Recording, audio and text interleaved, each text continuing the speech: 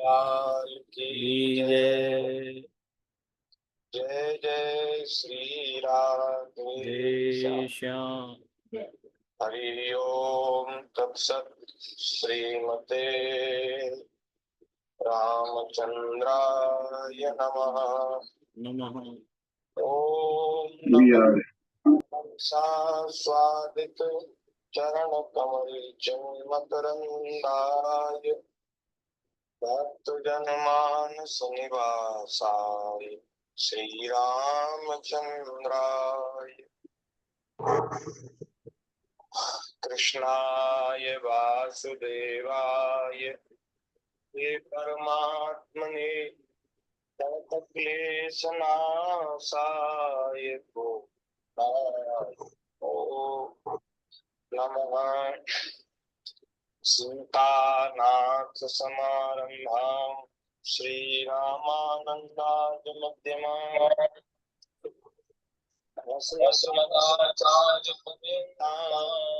वन्दे गुरुपरमम्। प्रह्लाद नारद पराशर पुंडरीक व्यासाम्बरीश सुख शौनक भीष्मदार्यान् रुक्मां गदार्जुन वशिष्ठ विभीषणादीन् पुण्यात्मान् भागवतां चार युगन में भक्त जे जिनके पद की धूरी सर्व सुसिर राखियो मेरी जीवन नूरी। भक्त भक्ति भगवंत गुरु चतुर्नाम गुरु एक उनके पद वंदन किए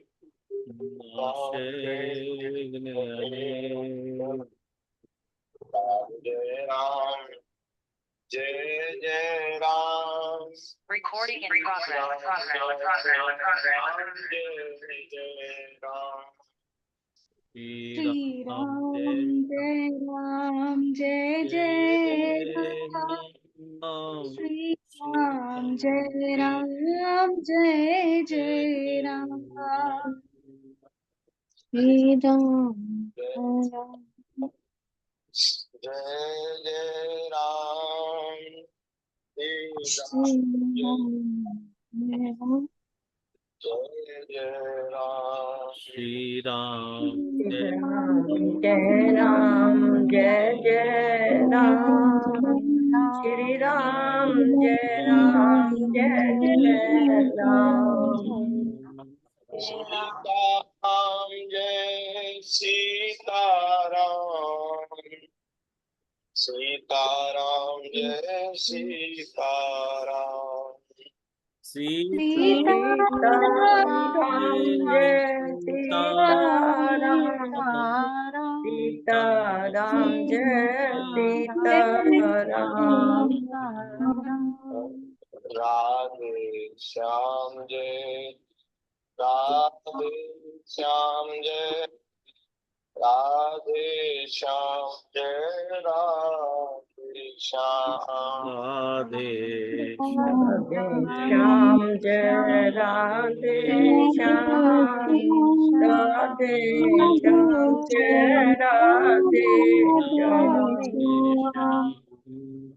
जय श्याम जय जय श्याम। जय जय श्री वृंदावन धाम। जय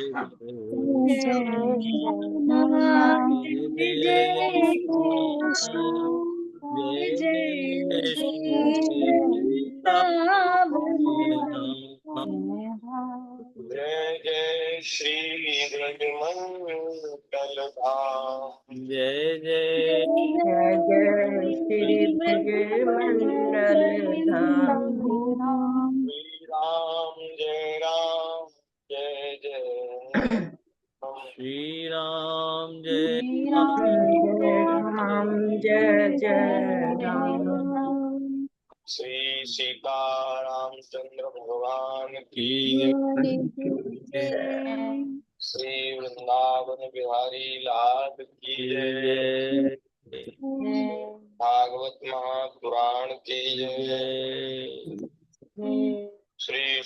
देव जी महाराज की जय। जय जय श्री सद्गुरुदेव भगवान की जय की जय। जय हरि भक्तन की की जय। जय जय बुद्धिया माता की की जय। जय जय श्री राधे श्याम राधे श्याम जय जय श्री सीताराम सीताराम हर हर महादेव। महादेव जय नारायण नारायण नारायण। हरि शरणम भक्तवांछा कल्पतरु भक्त वत्सल शरणागत वत्सल दीनबंधु दया सिंधु असंख्य कल्याण गुणगण निलय कारण करुणा रुणालय सच्चिदानंद घन मूर्ति आनंद कंद भगवान श्री राधा ब्रजेंद्र नंदन प्रभु की महती कृपा करुणा से हम सभी को अपने अपने घरों में बैठ करके विज्ञान के उपयोग से श्रीमद् भागवत जी का क्रमिक सत्संग प्राप्त हो रहा है। क्रमशः कथा चल रही है, एक एक अध्याय की चर्चा कर रहे हैं। इस तरह से चर्चा करते करते एक वर्ष से अधिक हो गया और ठाकुर जी की दया से हम लोग सभी श्रीमद् भागवत जी का निरंतर श्रवण कर रहे हैं। दसम स्कंद में 38वें अध्याय की चर्चा हमने पिछले दिन करी थी। अब वहां से आगे भगवान की दया से हम आगे अब उन चरित्रों का उन प्रसंगों का स्मरण कर रहे हैं। बोलिए भक्त वत्सल भगवान की जय। आप लोगों ने श्रवण किया अक्रूर जी महाराज अपने मन में बड़े रस में भाव में मनोरथ करते करते ब्रज में आए और श्री कृष्ण बलराम प्रभु का दर्शन किया। ठाकुर जी ने उनका स्वागत किया, आदर किया और दोनों कृष्ण बलराम दोनों भैया श्री अक्रूर जी के दोनों हाथ पकड़ करके उनको अपने घर ले वाला है। घर ला करके जैसा अपने प्रियजनों का अतिथि अभ्यागतों का हम आदर करते हैं, सत्कार करते हैं, वैसा सत्कार श्री ठाकुर जी ने अक्रूर जी का किया। और महाराज स्वागत सत्कार करने के बाद श्री सुखदेव जी महाराज कहते हैं ये 39वां अध्याय संपन्न हो गया। देव जी महाराज कह रहे हैं कि भली भांति सम्मान सत्कार अक्रूर जी का भगवान ने किया। उसे पलंग पर बैठ गए, मार्ग में जो जो अभिलाषाएं की थी वे सब पूरी हो गई। हे परीक्षित, लक्ष्मी के आश्रय स्थान भगवान श्री कृष्ण के प्रसन्न होने पर ऐसी कौन सी संसार में वस्तु है जो प्राप्त नहीं हो सकती। भगवान के परम प्रेमी भक्तजन किसी वस्तु की कामना नहीं करते। भगवान की कृपा से तो सब कुछ भी प्राप्त हो जाता है, भगवान सब कुछ दे देते हैं, लेकिन भगवान के जो प्रेमी होते हैं वो भगवान के सिवाय और कुछ चाहते नहीं।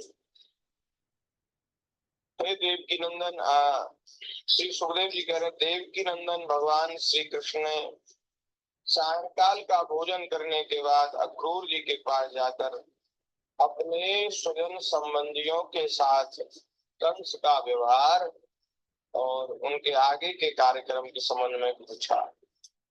भगवान बोले कि हे चाचा जी, आपका हृदय बड़ा शुद्ध है, आपको यात्रा में कोई कष्ट तो नहीं हुआ। स्वागत है, आप यहाँ पधारे, से आपका स्वागत है। मैं आपकी मंगल कामना करता हूँ। मथुरा के हमारे आत्मीय सुहृद कुटुंबी तथा अन्य संबंधी सब सकुशल और स्वस्थ है ना? सब ठीक तो है? हमारा वो मामा कंस जो केवल नाम का ही मामा है, उसने वैसे तो कोई हमारे ऊपर प्यार और स्नेह दिखाया नहीं, वो हमें हमें तो मारना चाहता है, नाम मात्र का ही मामा है। ऐसा जो हमारा मामा कंस है वो हमारे कुल के लिए भयंकर व्याधि है। जब तक उसकी बढ़ती हो रही है तब तक हम अपने वंश वालों और उनके बाल बच्चों का कुशल मंगल क्या पूछे। जब तक वह राजा बना हुआ है तब तक हम लोगों का कुशल कहाँ है। चाचा जी, बड़े खेद की बात है कि मेरे ही कारण मेरे निरपराध और सदाचारी माता पिता को अनेकों प्रकार की यातनाएं झेलनी पड़ी, तरह तरह के कष्ट उठाने पड़े। और तो क्या कहूँ, मेरे ही कारण उन्हें हथकड़ी बेड़ी से जकड़कर जेल में डाल दिया गया तथा मेरे ही कारण उनके जो मुझसे पहले जो बच्चे हुए थे वो मार डाले गए। मैं बहुत दिनों से चाहता था कि आप लोगों में से जो मेरे मथुरा के जो सगे संबंधी हैं उनमें से किसी न किसी का दर्शन हो, और आज वह मेरी अभिलाषा पूरी हुई। चाचा जी, आज आपका दर्शन हो गया, मैं बहुत आज प्रसन्न हूँ, खुश हूँ। अब आप कृपा करके यह बतलाइए कि आपका शुभागमन किस निमित्त से हुआ है। जब भगवान श्री कृष्ण ने इस प्रकार प्रश्न किया तो गुरु जी ने बताया कि कंस ने तो सभी यदुवंशियों से घोर वैर ठान रखा है। वह वसुदेव जी को भी मार डालने का प्रयास कर चुका है, वसुदेव जी को भी मारने का उद्यम कर चुका है।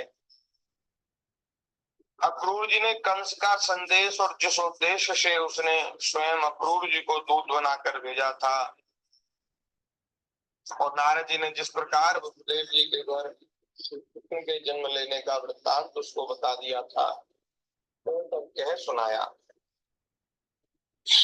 अक्रूर जी की यह बात सुनकर विपक्षी शत्रुओं का दमन करने वाले भगवान श्री कृष्ण और बलराम जी हंसने लगे, और उसके बाद उन्होंने अपने पिता नंद जी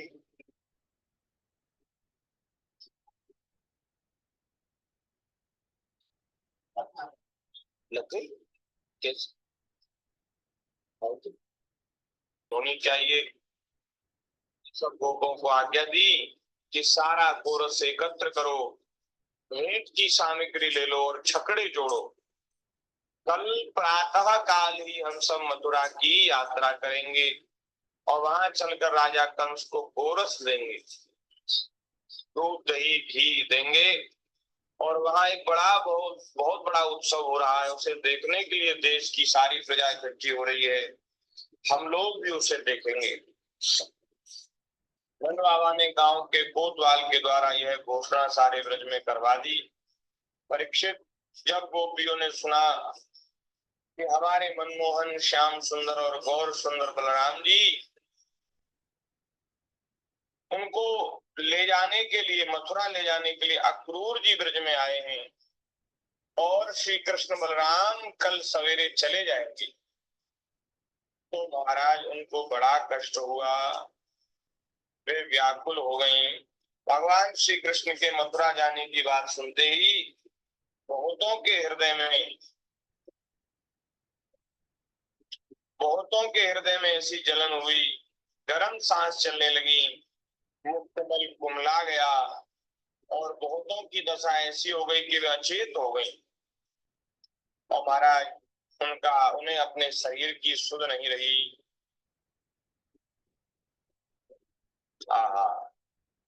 वे अभी भगवान गए नहीं है, भगवान के अवश्यम भावी वियोग को स्मरण करके वे महाराज बड़ी व्याकुल हो गई, बड़ी दुखी हो गई। भगवान के स्वरूप का ध्यान आते ही बहुत सी गोपियों की चित्त वृत्तियां सर्वथा निवृत्त हो गईं, मानो वे समाधिस्थ आत्मा में स्थित हो गई हों और उन्हें अपने शरीर और संसार का कुछ ध्यान ही न रहा। बहुत सी गोपियों के सामने भगवान श्री कृष्ण का प्रेम, उनकी मंद मंद मुस्कान और हृदय को स्पर्श करने वाली विचित्र पदों से युक्त मधुर वाणी नाचने लगी। वे उसमें तल्लीन हो गई, मोहित हो गई। गोपियां मन ही मन भगवान की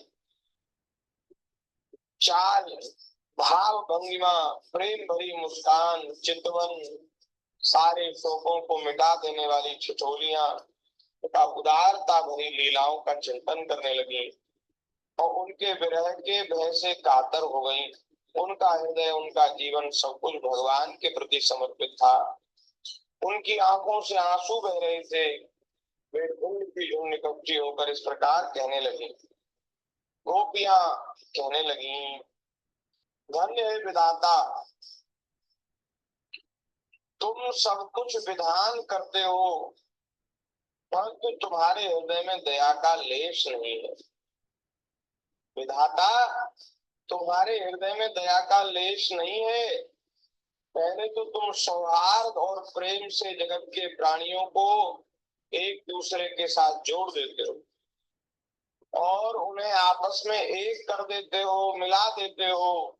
उनका आपस में प्रेम का संबंध जोड़ देते हो और महाराज उनकी आशा अभिलाषाएं अभी पूरी भी नहीं हो पाती, वे तृप्त नहीं हो पाते कि तुम उन्हें व्यर्थ ही अलग अलग कर देते हो। सच है, तुम्हारा यह खिलवाड़ बच्चों के खेल की तरह व्यर्थ ही है। संसार में सबको मिलाते हैं और प्रारब्ध के अधीन होकर के सब लोग मिलते हैं और सब में हम सब लोग जैसे आपस में सब में प्रेम हो जाता है, संबंध हो जाता है और एक दूसरे के प्रति स्नेह हो जाता है, एक दूसरे से जुड़ जाते हैं और फिर महाराज फिर अलग भी कर देते हो है? बिना समय के ही, और अभी आशा अभिलाषाएं पूरी नहीं हुई और आप अलग कर देते हो।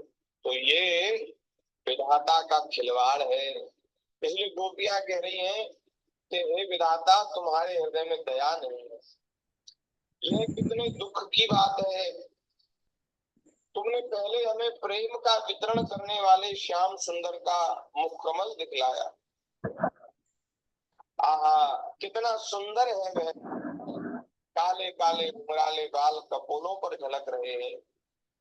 मरकत मणि से चिकने सुस्निग्ध कपोल और तोते की चोंच सी सुंदर नासिका तथा अधरों पर मंद मंद मुस्कान की सुंदर रेखा सारे शोकों को तत्क्षण भस्म कर देती है। ऐसा सुंदर मुकम्मल तुमने दिखाया और उसे ही हमारी आंखों से, अरे तुम्हें उनसे, हमें से कृष्ण से दूर ही करना था तो मिलाया कौन।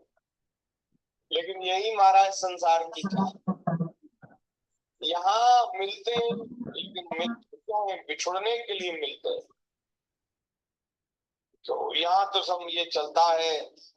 तो गोपियां कह रही हैं, ये तुम्हारी जो करतूत है विधाता, सृष्टि रचाने वाले, ये तुम्हारी जो करतूत है ये सर्वथा अनुचित है। ये प्राणियों के हित में नहीं है। ये होता है महाराज, जो दुखी हृदय है ना, दुखी हृदय में तो ऐसी ऐसी बातें आती, कल्पनाएं होती, वो फिर उसको कुछ भी अच्छा नहीं लगता। जो जिसका अंतःकरण अपने प्रेमास्पद के वियोग से दुखी है, उसको फिर कुछ भी अच्छा नहीं लगता। ऐसे वो एक रामचरितमानस में प्रसंग है, जब राम जी कह रहे हैं कि हे सीते, जानकी जी दूर चली गई, जानकी जी का वियोग हो गया। तो राम जी अपनी दशा का वर्णन कर रहे हैं। हनुमान जी से कहा कि तुम ऐसा कहना जा करके सीता के वियोग में क्या स्थिति है सरकार। तो राम जी कह रहे, हे सीते, तो तुम्हारे वियोग में ये जो ठंडी ठंडी हवा चलती है वन में, जंगल में, जो तुम्हारे साथ बड़ी सुहावनी लगती थी, अब मुझे ऐसे चलाती है जैसे सांप की जहरीली फुंकार हो। सांप फुंकार मार रहा हो, इतनी गर्म लगती है ये ठंडी ठंडी आवाज कि मेरा शरीर जलता है। सीता जी के वियोग में राम जी कह रहे हैं कि जो हवा पहले ठंडी लगती थी वो अब जलाने वाली हो गई, और बादलों में से मेघ बरसता है, जल बरसता है, तो जल तो सब प्राणियों को जीवन देने वाला है, लेकिन मुझे ऐसा लगता है जैसे खौलता हुआ तेल बरस रहा हो, ऐसी स्थिति हो गई। ये कमल के जो कोमल कोमल पत्ते जो महाराज तुम्हारे साथ सुख देने वाले थे, वे ऐसे लगते हैं जैसे तलवार के जैसे पहने हो, वो मुझे पीड़ा दे रहे हैं, कष्ट दे रहे हैं। और ये पक्षियों की चहचहाहट और ये वन की शोभा और ये पूरी प्रकृति जो है अब मुझे सुखदायी नहीं लग रही। तो ये होता है प्रेमास्पद के वियोग में, सब कुछ ऐसा लगता है कि सब कुछ मानो हमें दुखी करने के लिए ही बनाया है। भगवान की सृष्टि बड़ी मंगलमय है, गोपियां जिस तरह से कह रही हैं इसको नहीं समझना चाहिए। बहुत अच्छी सृष्टि है भगवान, पर ये बात ये है सृष्टि बनी है, सृष्टि के कुछ नियम भी है, उन नियमों का पालन यदि हम करें खूब सृष्टि अच्छी है, खूब आनंद है। धर्म का पालन करें, सदाचार का पालन करें, कहीं दुख नहीं है, क्योंकि दुख तो हमारे अपने ही प्रारब्ध के कारण मिलता है, अपने ही पाप के कारण मिलता है। कोई भी देश होता है, देश में वहां का कुछ संविधान होता है, वहां कुछ नियमावली होती है, नियमावली को जो मानते हैं उसके लिए उस देश का कानून उनको कष्ट देने वाला नहीं होता। संविधान को नहीं मानोगे, कानून को नहीं मानोगे तो वो 12 फिर जेल में डाल दिए जाते हैं, उनको फिर तरह तरह से प्रताड़ित किया जाता है। संसद की जो ये जो व्यवस्था है उसको चलाने के लिए भगवान ने वेद शास्त्र रूपी संविधान बनाया है। वेद शास्त्र की आज्ञा को मानने वाले जो हैं उनके लिए भगवान की सृष्टि सुख में है, आनंद में है। नहीं मानते, मनमाना आचरण करते हैं, तो फिर जैसे यहाँ कानून दंड देता है ऐसे ही ये प्रकृति उसको दंडित करती है, उसको उसका उस किए का अपने किए का संघर्ष भोगना पड़ता है, यहाँ भोगना पड़ता है, और मरने के बाद फिर नरकों में भी भोगना पड़ता है। नरक भी तो जेल है, जेल होते हैं काला पानी और न जाने कौन कौन जेल होती हैं। वहां मरने के बाद 28 प्रकार के नरक जो है विविध प्रकार की पीड़ाएं देकर उनके पापों का फल उनको दिया जाता है। तो इस तरह से सृष्टि को समझना चाहिए। सृष्टि जो है भगवान ने बनाई है, बड़े बुद्धिमान है, बड़े बुद्धिमान है, तो ये सृष्टि आनंद के लिए बनाई है, कोई नहीं है, कोई खराब नहीं, अच्छी है। तो गोपियां कह रही हैं कि क्योंकि गोपियों का जो अंतःकरण है वो दुखी है इस समय, वे अपने प्रिय श्री कृष्ण के आत्म वियोग से अत्यंत दुखित हो रही हैं, विधाता को कोस रही हैं। वे कह रही हैं क्रूरस्त्वं क्रूर समाख्यया स्मनः चक्षुर्हि दत्तं हर्षे बताद्यवत् येनेक देशे खिल सर्ग सौष्ठवम् तदीय मद्राक्ष्म वयं मदद्विषः यस्त्वं प्रदर्श्यासित कुन्तलावृतम् मुकुन्द वक्त्रं सुकपोलमुन्नसम् शोकापनोदस्मितलेश सुन्दरम् करोषि पारोक्षम साधु ते कृतम्। पहले तो श्याम सुंदर का दर्शन कराया, काली घुंघराली अलके जिनके श्याम मुख कमल पर विराजमान है, ऐसे सुंदर मुख कमल का आपने दर्शन कराया, उनकी मंद मंद मुस्कान का दर्शन कराया, ऐसी सुंदर उनकी शोभा जो सारे दुख का नाश कर दे, और अब आप उन्हीं को हमारी आंखों से ओझल कर रहे हो, तो ये आपका जो काम है ये बिल्कुल अनुचित है। हम जानते हैं इसमें अक्रूर का दोष नहीं है, यह तो तुम्हारी ही क्रूरता है। बेचारे अक्रूर तो, वो तो सृष्टि तो सब विधाता के ही उससे चलती है ना, निर्देश से, दिशा निर्देश देने वाले तो विधाता है, भगवान है। तो बोले ये अक्रूर जी जो लिवाने आए हैं श्री कृष्ण को, बलराम जी को, ये सब तुम्हारी ही प्रेरणा है, तुम्हारी ही करतूत है, उसमें अक्रूर का दोष नहीं है, यह तो तुम्हारी ही क्रूरता है। वास्तव में तुम ही अक्रूर के नाम से यहाँ आए हो, और अपनी ही दी हुई आंखें तुम हमसे मूर्ख की भांति छीन रहे हो। इनके द्वारा हम श्याम सुंदर के एक अंग में तुम्हारी सृष्टि का संपूर्ण सौंदर्य निहारती रहती थी। विधाता तुम्हें ऐसा नहीं करना चाहिए।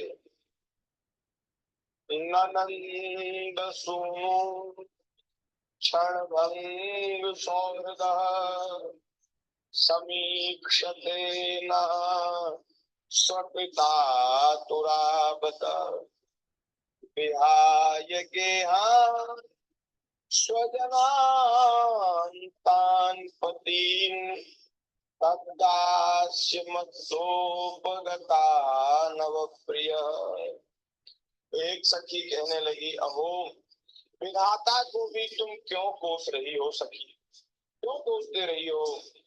ये हमारा ही दुर्भाग्य है कि हमसे अत्यधिक प्रेम करने वाले, हमसे तमाम तरह के वादे, तमाम तरह के वादे करने वाले हमारे प्यारे प्राणनाथ जीवन सर्वस्व श्याम सुंदर, जो हमसे बहुत प्रेम करते थे, वे ही महाराज, उनका ही प्रेम मानो, उनका प्रेम जो है वो अब नहीं रहा।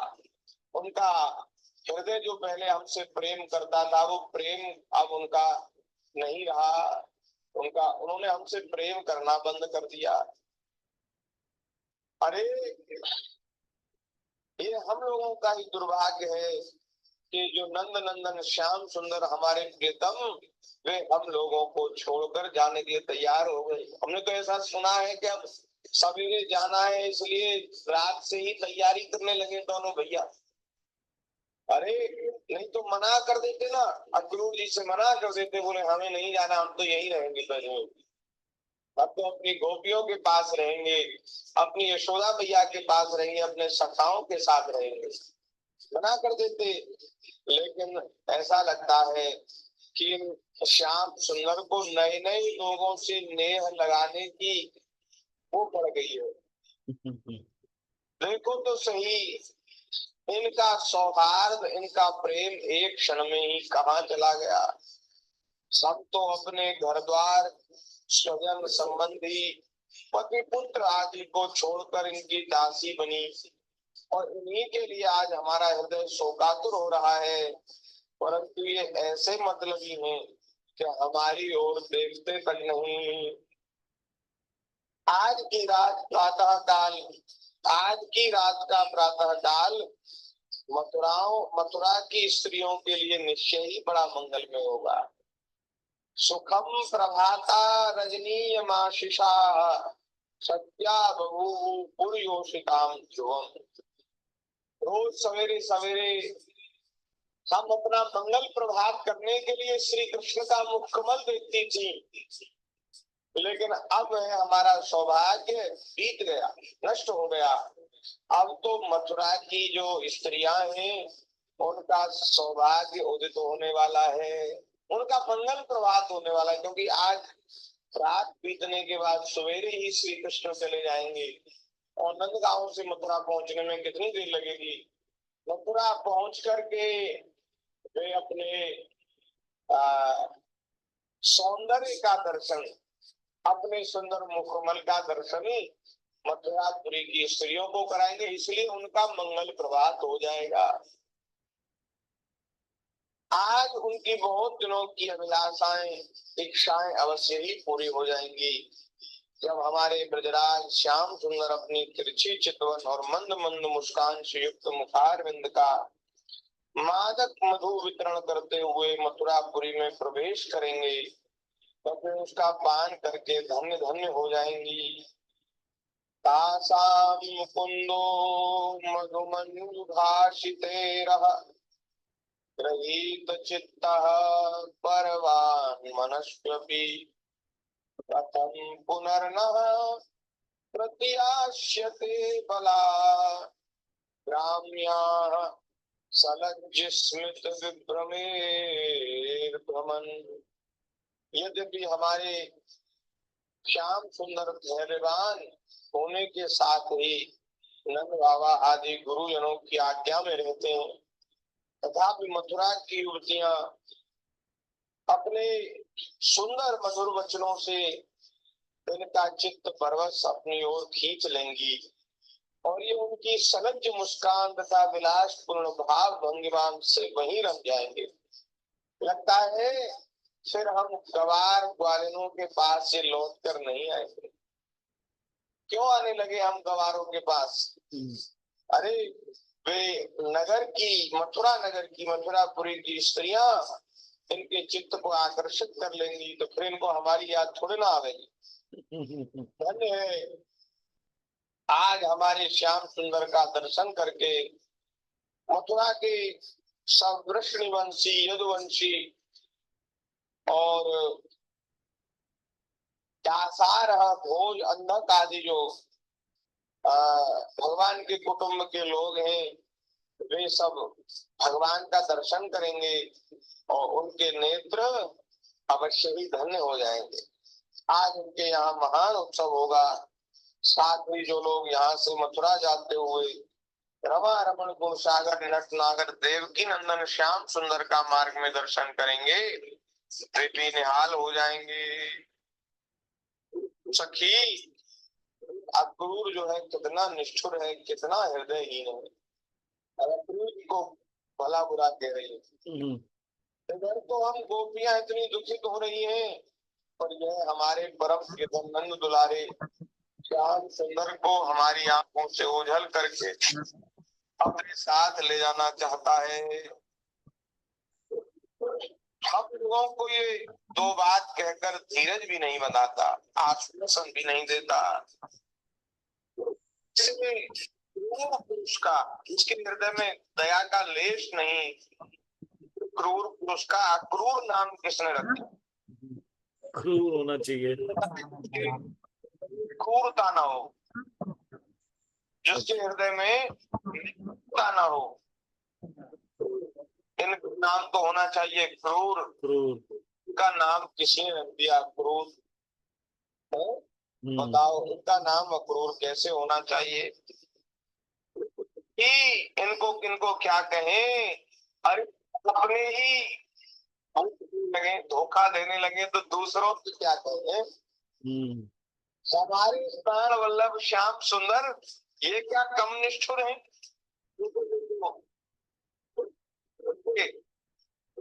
वाले गोपगण छकड़ों द्वारा उनके साथ जाने के लिए कितनी जल्दी मचा रहे हैं। ये मूर्ख हैं और हमारे बड़े बूढ़े तो कह दिया जाओ, आवेशो करो, फिर भी महाराज तुम चले जाओ। ये बात नहीं समझ रहे। कृष्ण अब कर नहीं आएंगे, क्या करें, कहाँ जाएं, किससे कहें? दाता सर्वथा प्रतिकूल चेष्टा कर रहा। विधाता हमारे प्रतिकूल हो गया। पहले तो देखा कि हमारे जो बड़े बूढ़े कुटुंब के लोग हैं वे ही श्री कृष्ण को रोक ले, लेकिन किसी ने नहीं रोका। तो बात रोते रोते विलाप करते बीत गई, सवेरा हो गया और ठाकुर जी रथ में बैठ गए। अब गोपियों से रहा नहीं गया।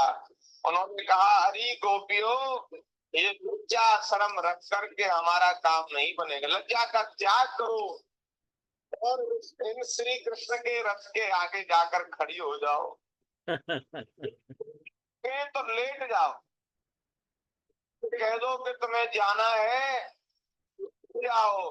लेकिन हाँ, एक तुम्हारी कान खोल करके सुन लो, अरे आप छाती पर अपने रथ का पहिया चढ़ा करके ले जाओ। जीवन जी तुम्हें नहीं जाने देंगे, मरने के बाद तुम्हें जहां जाना हो तो चले जाओ। कह रही हम स्वयं श्याम सुंदर को रोक लेंगी। ये लाज संकोच शर्म हया रखने से हमारा भला नहीं होगा। ये बड़े बूढ़े बंधुजन हमारा क्या कर लेंगे। अरे सखी, हम आधे क्षण के लिए भी अपने मतलब जीवन सर्वस्व के संग का संग छोड़ने में असमर्थ हैं।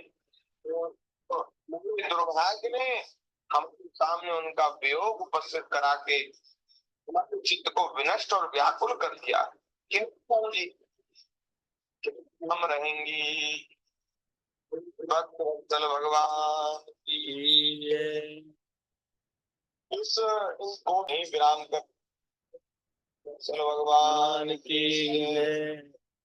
जय जय श्यामा जय जय श्याम जय जय वृंदावन धाम जय जय श्याम जय जय श्याम जय जय श्री वृंदावन धाम।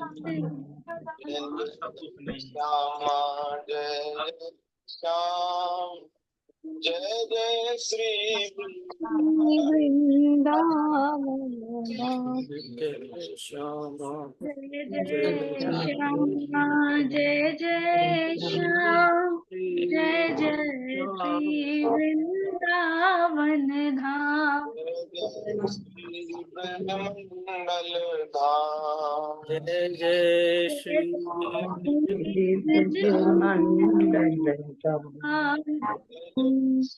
जय जय श्री वृंदावन वृंदावन धाम। जय जय श्री राधे श्याम। संत श्री राधा कृष्ण महाराज की जय। जय अरे महाराज